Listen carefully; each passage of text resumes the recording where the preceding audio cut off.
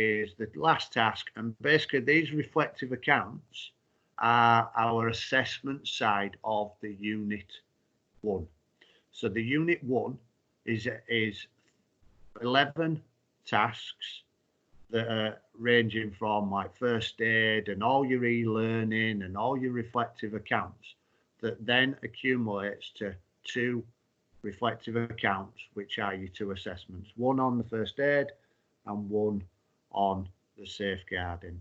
So as I said, Adrian did do the one yesterday, but I'm going to do the safeguarding. So just to clarify, these are the assessments that are coming out, and everybody will get a document that comes like this. It's done by an independent, obviously, assessment, and Elite Training is the document that you'll be going into. So can you just make sure that everything on the reflective account is thoroughly complete, and make sure every box has been completed?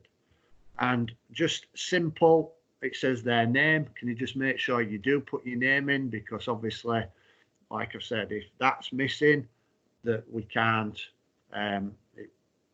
like pass you if you say it. So I know it's a little thing, but just getting into a certain standard of making sure that you have completed this thoroughly. So the question, so as soon as we get in, there's a scenario. So this question is obviously making sure that you, how you've basically the principles of child protection, safeguarding and working with vulnerable adults within your place of work and stuff. So I obviously were thinking, how can I do, and basically working in a school and stuff. There is 3 sections of a reflective account. The first one is like a description of what it is. The second block is the part of, say, like self-reflection, and then the third part is like the impact of it as such. So just 3 broad. The reflective account needs to have a maximum of 1,500 words. So in each section, as it says there is 500 words needed within this first section of the scenario. And as I said, I thought of a scenario, so providing a safe environment and safeguarding for 20 children during my gymnastics after school club at Newton Hill Primary School. One thing that I've started to notice with some of the learners that have submitted the work into me is they've done what is needed on the first aid. Is they've deleted majority of this and kept 1. On this one, it's different. And as you can see, your scenario must provide an example of how you and your organization have achieved the following. So all your questions throughout this has to implement these 6 points. So make sure your staff is safe and volunteers. Children protection and protecting young adults.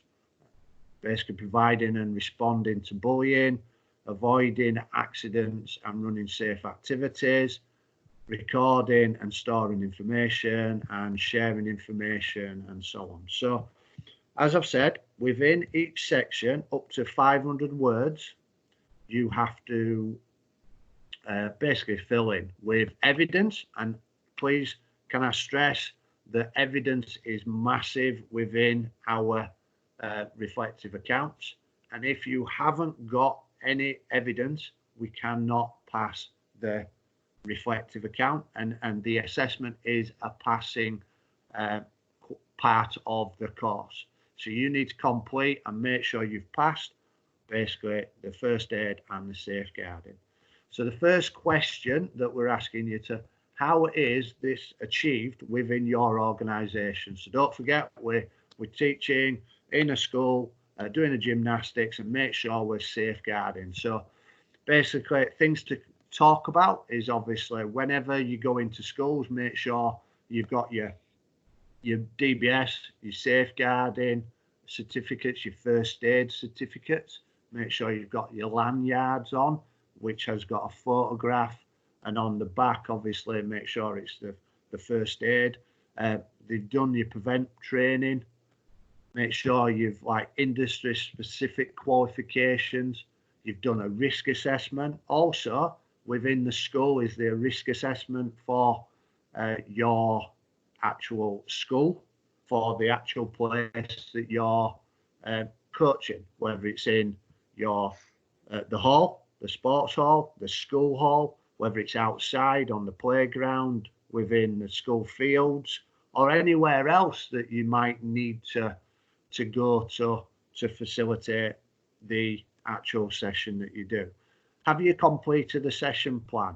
Have you put a risk assessment in there? Have you shown the school yourself that you're ready if any issues have actually happened or could happen within the facility? Have you gone prior to it, had a look at it?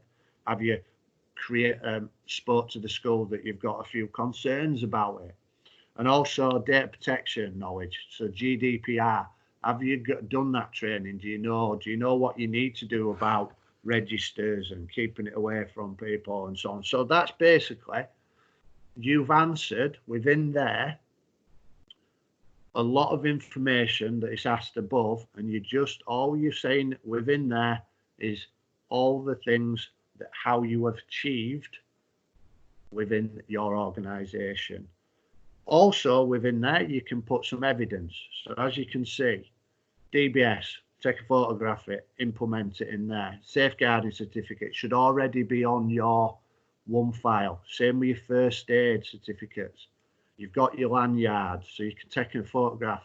Also within that, on your BMS, you might have done a risk assessment. You might have done your session plan. So hyperlink it to get that into there. Is that all right? So next section. So what did you do in your role? So as soon as you come in, you've signed the book on arrival. You've set up your area safely and checked your equipment. Checked children are ready and for the activity and appropriately dressed. You've completed your register. Then within your session, is it age appropriate? So you're not getting them doing double summies with junior school or with foundation level and stuff. So make sure communication's paramount, so everybody knows what they're doing.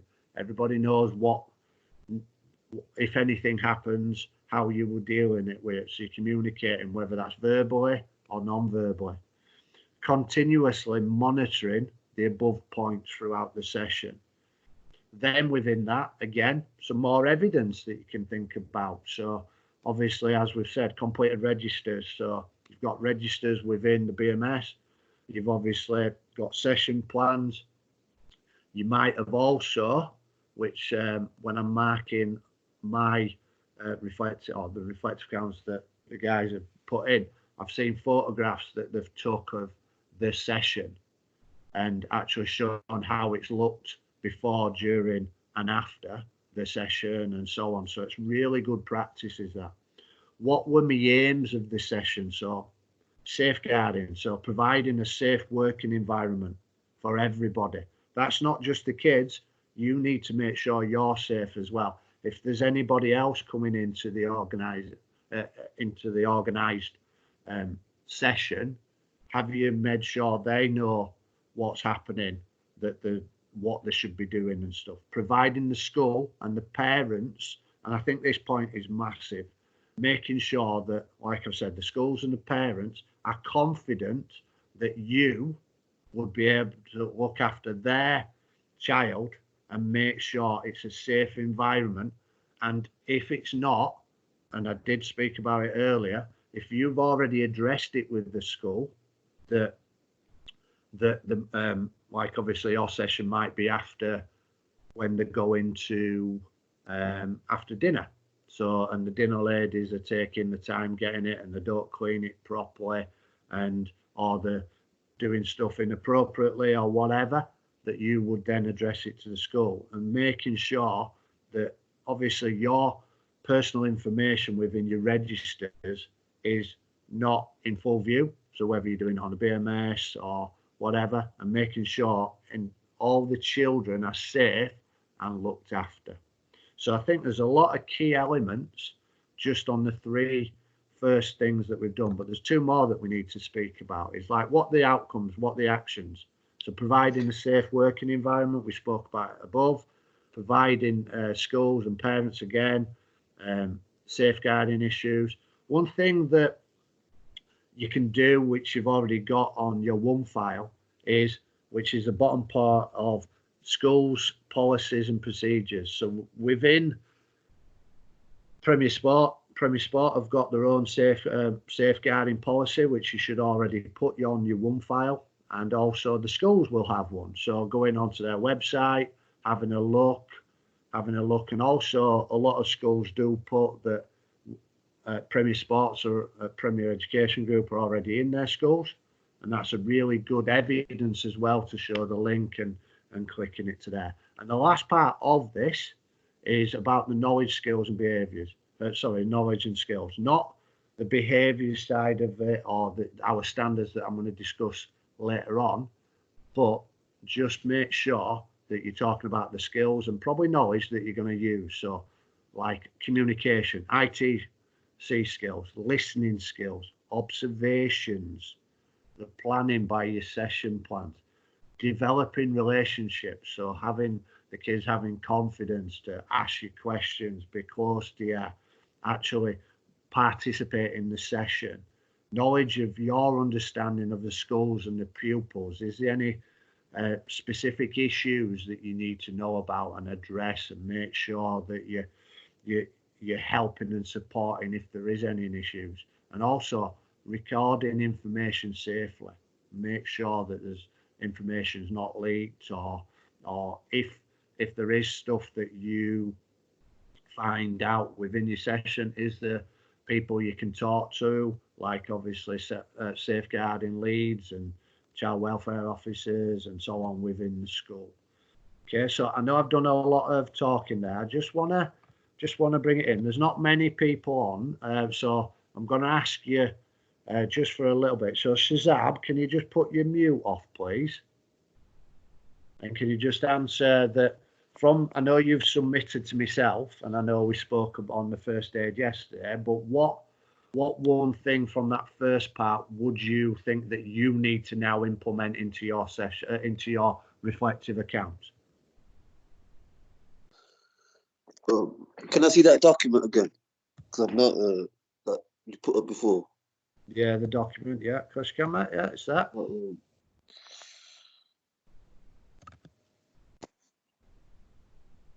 I am going to be asking the other guys. So if you can start thinking about what you need to implement into your safeguarding reflective account, please. So I think in the last one, my previous one, I didn't put any enough detail in. I think so. I think in the next one, I'm probably going to talk about, like, obviously signing in and signing out, because I didn't put anything about that signing in book. Right. So I might add something about that. So it's more detail, more evidence, more description to really go forward. Yeah. Yeah. Yeah, that's good. Thanks, Shazab.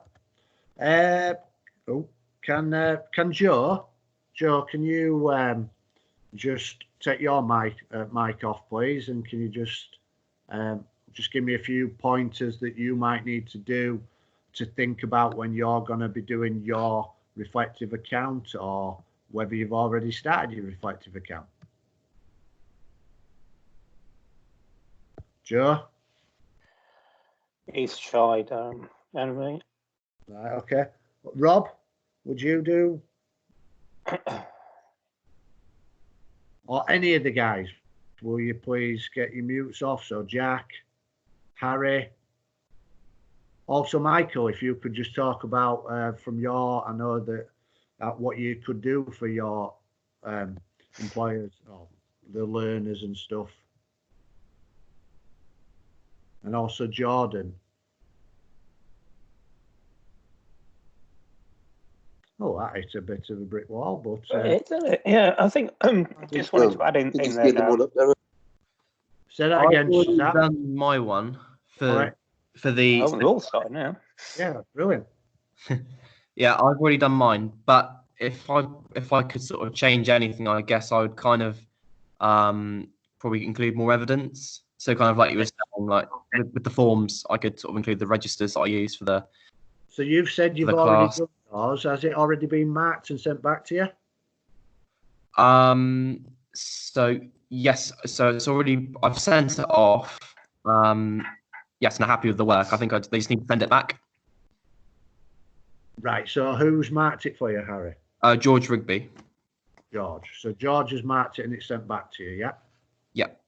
And it's passed, or do you need to do some additional evidence or additional information to send it back? No. All right. Excellent. Happy with it, yeah. Oh, excellent. Excellent. Well done, Harry. Well done, Harry. So anybody else want to put the mics on and just describe a little bit for us?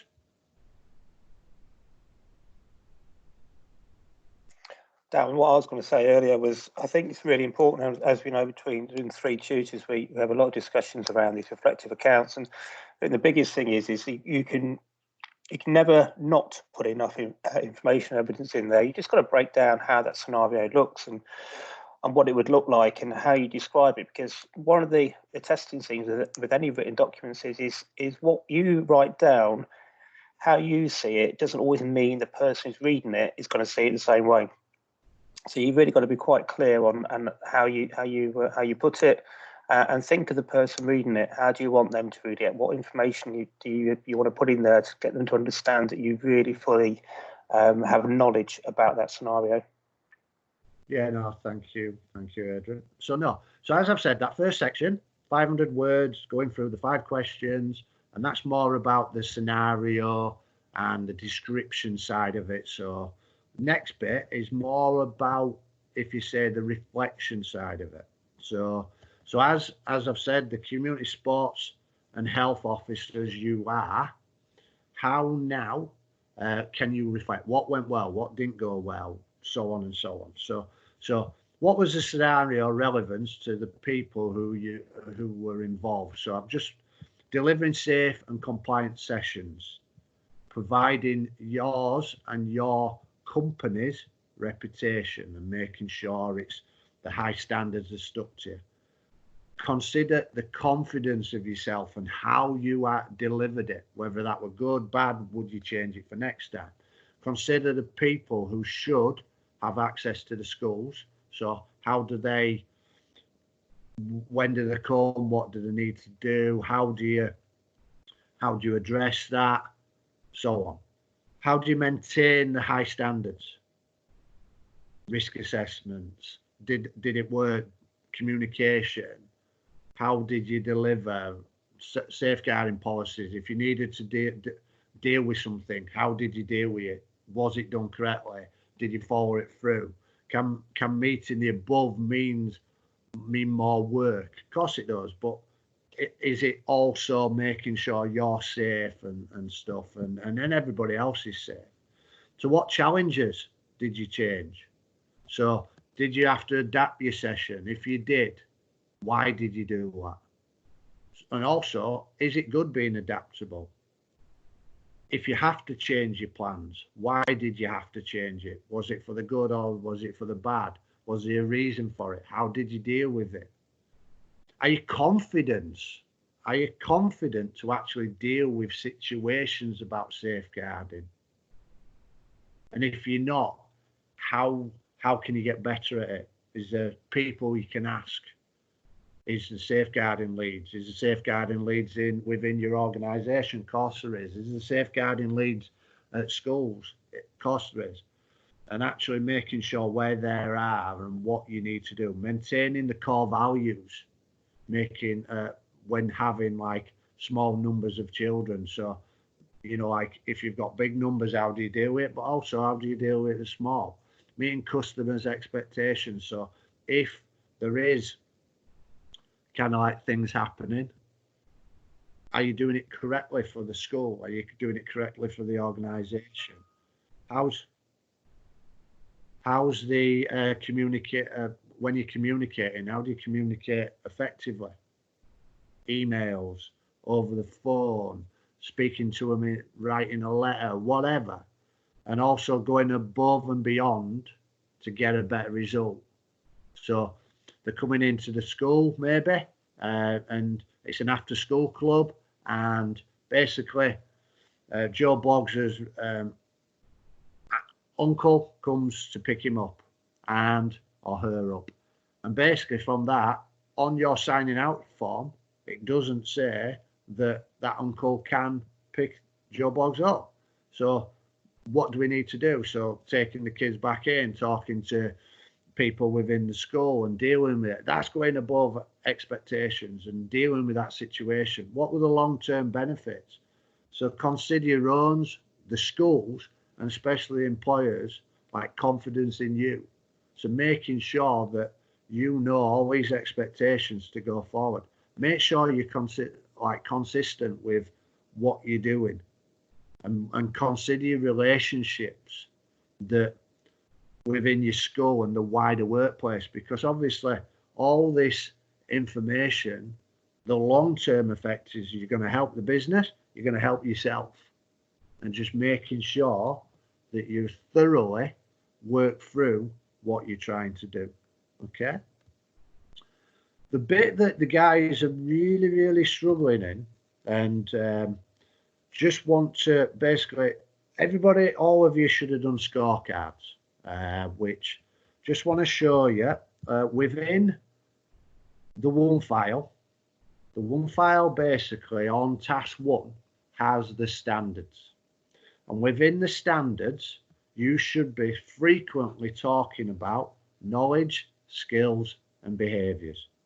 So within the standards of the level 3 and on task 1, I would recommend you to print this out or save it onto your documents, because this is your qualification. If you say these are the standards that we need you to talk about. So within your standards, as you can see, there's 11 skills, there's 14 knowledges, and there's 5 behaviours. So within your last section, again of 500 words, within 500 words, it's asking, how have you applied your learning to inform you have worked in this scenario? And also, how have you applied your knowledge, skills and behaviours? Okay, so I've just picked 3. Think about at least having 1 knowledge, 1 skill and 1 behaviour. But as you saw, there's quite a number of behaviours, quite a number of skills and quite a number of knowledges. So I just picked 1 of each. So knowledge, the fundamental principles of safeguarding, child protection and working with vulnerable adults. If I think I've met that, I would actually then, again, so I've put the title and I would start typing. I would type of how I've met that, what did I do, what were the process. So I'm actually showing that, yeah, I've met them knowledge, skills and behaviours, but this is how I've met them. So clear description, working on your functional skills in regarding nice paragraphs, working on your literacy and making sure that it's clear and concise and to the point of what the question is asking. Then the second one, so now a skill, managing like behaviours of clients and customers before, during and after. If that happened, what did I do? Is there anything I needed to address? Did I need to speak to anybody, or how did I speak to anybody? What were the major concern, and so on. And then finally, on the behaviours, read that question, type what you think, how you've met it, around about 500 words on each of the 3 sections, with evidence, with nice, clear structure to how you're actually implementing it and what descriptions you're discussing. And then just to finish off, you've got a sign off bit. So apprenticeship, that's you. So you would sign it, you would date it, you would put your name on there, you would put your employer's details on there, and also if your mentor or anybody from the school can put their signatures on there as well to finish the document off. So, as I've said, it's a pretty tough one, but all the evidence should be on your tasks 1 to 11 to support you. So just to clarify, if you say, just make sure that you put your name, answer the question. There's 3 sections. Overall, you have to do 50, maximum of 1,500 words. Each section, 500 words per section. So the first one's more about the scenario, describing. The second part of it is like a reflection type thing, and the third one is more about how you dealt with it and the impact and stuff. Then the signatures, and then submit it and stuff. So that's basically at the end of it. So I was just wondering, is there any questions to clarify anything of what I've explained? So yeah, so I'm just having a look at the chats on the side. I'm just having a look to see if there's any questions that I've not answered. So if there's any questions,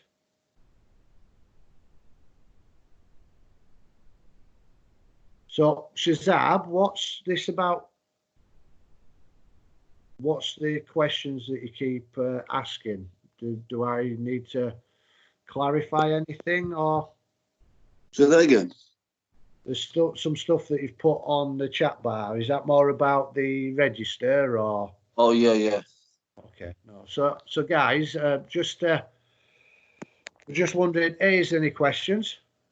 Because obviously going forward, you need to make sure that you have got a thorough understanding, because this is an actual, if you say, pass element to the assessment side of it, because obviously task 1 to 11 is more the evidence building that does get marked, and the more information you can get on there with certificates, policies, procedures, evidence, additional evidence, that then contributes to your first aid as well as the safeguarding. So if you don't want to chat, put it onto the if you want to ask any questions or anything, just put it in the chat, please. And if there's no questions, can you all just put thumbs up within the chat box? And then I know that, because I can see that there's at least 8 of us on the call. So thank you, Shazab. Shazab's happy. Rob, Joe, Harry, Tony, Jack, Michael, and Jordan. If you can put thumbs up or a question, that would be brilliant.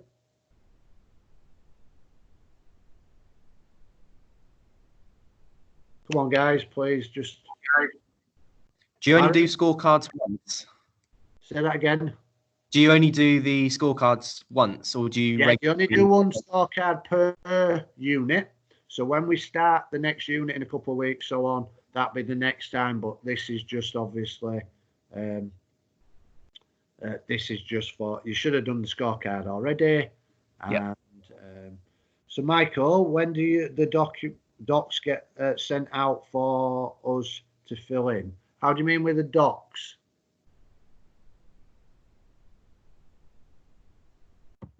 You hear me, mate? Yeah. Yeah, sorry, Michael. Yeah. Yeah. So that what you've just been showing there and filling in. I've been going through my one file and having a look. It was the first proper chance I got to look at it yesterday. Right. So, well, I'll show you. So on the one file, when you're going through all the one file, so that's about the furlong. Adrian, while I'm just doing that, can you just discuss the furlong on one file, please? Yes, mate. So when you log on now to one file which started today, there's a pop-up box that comes in, and it gives you all the information you need to know about furlough with the apprenticeships, obviously about the payments, about the fact that we can still draw funding down, and you can carry on doing your educational work through the furlough as well. So there's no need to worry or to stop doing your apprenticeship work at all through this period of time. And if anything, it's a great time to get caught up on your work that you need to do, so we can keep yourselves up to date, because the plan is that we want to start as many people as we can, if not everybody, on Unit 2 on the week commencing the 20th of April. So I think if you all got that in mind, that is our target, to get everybody onto Unit 2 week commencing the 20th of April. And the fact that you can carry on with the furlough and all the information is on that one file when you log in, I think is a really positive comments and actions that we can take to move you forward with your apprenticeship work. So guys, just I'm on my one file. Can everybody see the file? Yeah. Just on that on the task 1, as you can see, that standards bar, that standards template that I showed you, it's there on task 1. But Michael, just with yourself, when you're working through your tasks, when you get to, so this is the scheme of work, when you get to task 12 and task 13, let me just get down to it. When you get to task 13 and 12, so that's the first aid.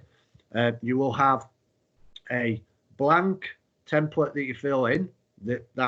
So that would be the first aid. You've got an example of how to fill one in, and you've got the guidance of the first aid, and that's exactly the same for what I've just explained with the safeguarding. So task 13, there's the guidance, there's the example, and then that, if you just click on it, it'll come up like at the bottom, and you can open it, and that's the actual template of what I've just gone through to show you. So then you would just save it, and then as you can see, there's the 6 points of what you need to talk about, and each of the questions to go through on the first section of 500 words, second section for 500 words, and the third section is, as you can see, the knowledge, skills and behaviours, to finish off with your signatures as well. Does that answer your question, Michael? Yeah. No worries.